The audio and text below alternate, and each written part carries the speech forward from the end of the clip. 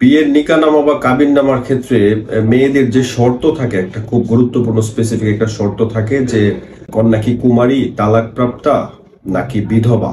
এই কলামটা অবশ্যই পূর্ণ করতে হয়, এটা বাধ্যতামূলক পূর্ণ করা। অনেক ক্ষেত্রে কনে পক্ষ অথবা কনে নিজেই একটু চতুরতা এবং একটু চালাকি করে এই কলামটার ক্ষেত্রে সঠিক তথ্য না দিয়ে সত্য গোপন করে এই কলামটা পূর্ণ করে থাকেন।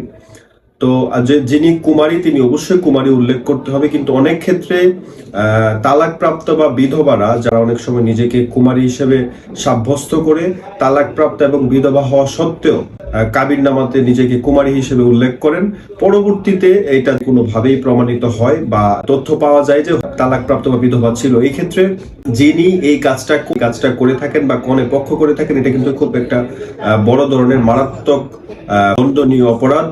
এটা জালিয়াতির মামলা হওয়ার মতো অপরাধ এবং জালিয়াতি মামলা হওয়ার জন্য এই গ্রাউন্ডটাই যথেষ্ট। সুতরাং আপনারা যখন বিয়ে করবেন, যদি তালাকপ্রাপ্ত বা বিধবা হয়ে থাকেন, তাহলে অবশ্যই কেয়ারফুলি ভাবে সত্য সত্য হিসেবে উপস্থাপন করার চেষ্টা করবেন। ধন্যবাদ।